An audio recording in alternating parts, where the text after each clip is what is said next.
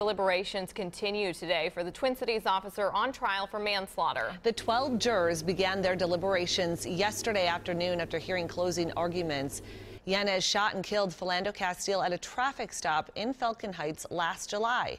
Taking the stand late last week, Yanez claims he acted in self-defense after telling Castile not to reach for a gun he was carrying.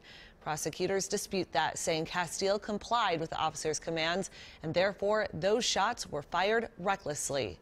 Our McGuire has been covering this trial since the beginning and joins us now from Hennepin County Courthouse. Mary, what can you tell us about the jury? Well, Kim, a little bit earlier this morning, we did hear from the jury. They asked to ask the judge a question. They wanted to re-watch the squad car video from July 6th. They also wanted to re-watch that Facebook Live video that Diamond Reynolds shot in the aftermath of that shooting. The judge granted that request, and they were allowed to re-watch those videos. They also requested written transcripts of the audio from the squad car and that BCA interview that Officer Yanez did the day after that shooting on July 7th of last year. Those requests were denied. Now, the jury is made up of 7 men and 5 women. 2 of them, a man and a woman, who happen to be the youngest members of the jury, are both people of color. Now, jurors will be given 3 sets of verdict forms for the 3 charges against Officer Yanez. Each one of those forms lists 2 options, guilty or not guilty. They also receive detailed descriptions of the criminal charges and the criteria that must be met for Yanez to be found guilty. The most serious charge is manslaughter in the 2nd degree for the death of Philando Castile.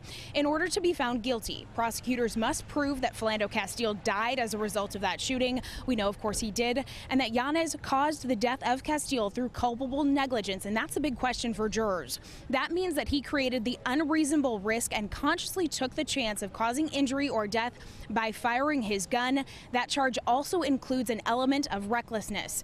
Yanez also faces 2 counts of intentional discharge of a firearm because Diamond Reynolds and her young daughter Diana were also in the car at the time of that shooting. Now, in order to be found guilty on those counts, prosecutors must prove that Yanez fired his gun. We know that he did, that he acted intentionally in firing his gun. And this is the question for jurors: the circumstances of the shooting endangered the safety of another person, and that those actions took place on July 6th of 2016 in Ramsey County.